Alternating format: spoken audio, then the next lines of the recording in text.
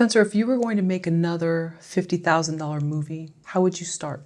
So I'm not sure exactly, just because it's really difficult to make a movie at any level. I will say though, where I was at that point in my life, and this can help other people.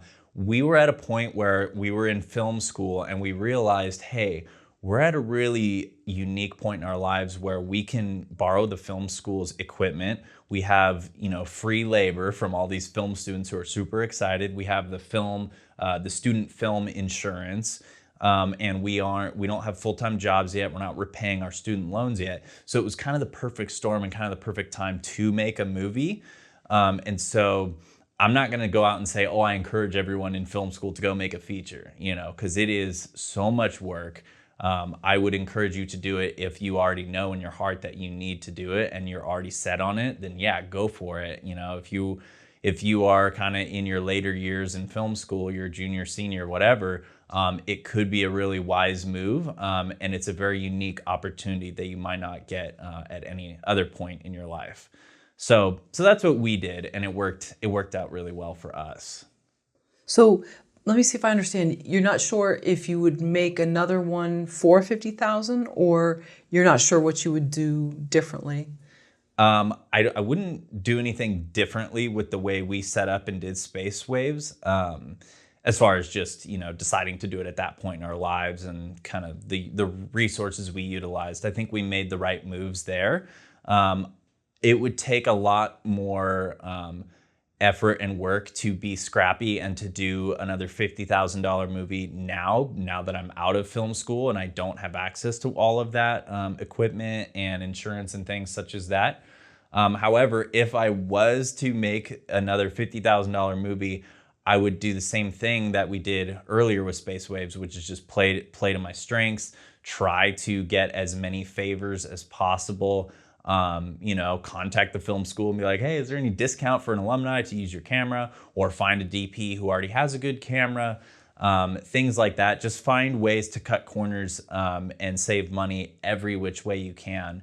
And like I've mentioned, like locations are a big thing, trying to get free locations. Pay your actors because they're important and they're the talent and you want to honor them.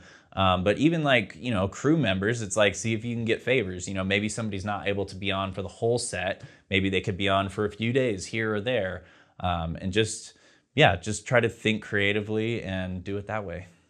And plus the locations, it was easier for you to take everybody up there with the lodging that you had available, right? Than keep them down here and get hotels. Yeah. Right. And also too, probably the moral support you probably felt up there too. And that's where we had to shoot the movie. I wrote it, about NorCal and Grass Valley, and that's where I wanted to shoot the movie. I didn't want to shoot a movie down here in SoCal with a lot of red tape and hard to get locations and all that. And I wanted the movie to reflect a very small town, kind of just unique vibe. Yeah.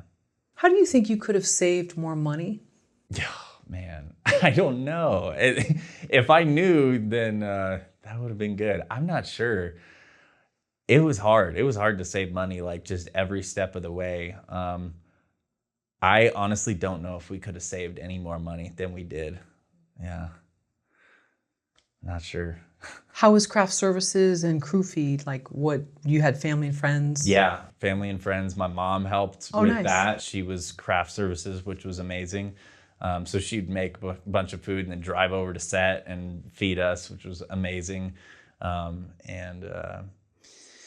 that was another thing that we kind of forgot about as we got to set. Like, wait, who's making the food and how are we eating? Because we were so focused on making the movie. And so my mom came in and really saved the day and helped us out on production and just kind of got, just made herself available and started doing craft services for us. Nice. Yeah. Can you break down the $50,000 budget? Where was most of the money spent? I realize it was over a period of years. Yeah, so I would say probably 20K was spent on set and doing, just filming of the movie, and then probably another 10K or a little more was spent on all aspects of post-production. And then the remaining was spent on the aggregator and an entertainment lawyer, and some other various things like that. What did the entertainment lawyer do for you? He reviewed our chain of title. And so for those of you who don't know what that is something that you need to have if you want to be taken seriously and if you want to have a product that can actually make money and have all your go through the right legal hoops, basically. So we made an LLC. So Space Waves Film is a business. It's an LLC. And so we made our chain of title, which is basically a collection of location agreements, actor agreements, music licensing. It's just a big binder full of all the permissions. And so that way you bring that to a lawyer, they check over it, they go, oh, you might need to revise this contract or that one. And they basically make sure everything is good and you're all protected legally. And so that way you have a rock solid product where, then you could go sell it to a distributor or get it on Netflix or wherever. We did self-distribution, so it wasn't as important because, we're able to self-distribute with basically no questions asked or whatever. However, if we were to run into some sort of legal trouble or something, we would need that chain of title to be like, no, look, we have all these location agreements. So it's something that you definitely need to have as a filmmaker. And I'm glad that we did it. That I will say that was there was a big regret there, though, that we kind of had to retroactively get a lot of these talent and location agreements and stuff signed later because we didn't really know about that at the time of making the film. So we kind of, had to get some of those things signed later, and it was a bit of a process, and it took a while to kind of get that all buttoned up, but we got it done eventually. And the aggregator, how does that work? So if you want to get onto iTunes, Google Play, YouTube Movies, or Amazon, currently you are able to put it on yourself without an aggregator. But the aggregator basically, they charge a fee and you pay an upfront fee, and then they put your movie on these different platforms. And so iTunes, they only accept movies from their approved aggregators. So you can't just upload to iTunes. You have to go through a third party to do that. But basically the aggregator tells you, hey, we need art in these aspect ratios and we need the film in this specs, all these different requirements, whatever. And then they go through a QC, quality control process, and they just get the film ready to go up on all these different platforms, and they take care of it all. And is that in perpetuity, or there's a contract where it ends at a certain point and you have to renew it?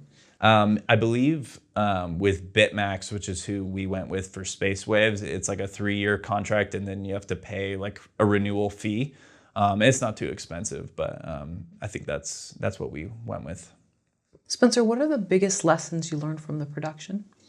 So one thing that I learned during the production was to stamp out the sparks before they become forest fires, because there was a few moments on set where things would happen that weren't necessarily good between the crew, like little arguments or disagreements or something, and then you just kind of brush past it and don't acknowledge it, and then sometimes those can get worse, whether that's just some irritability within the crew or confusion or whatever. And so there were a few moments where we had to go, okay, let's acknowledge this. We know this is kind of a small problem, but this can get worse because we saw this other thing that we thought, it's just a small little problem. Like, let's just ignore it. And then it kind of got worse or whatever.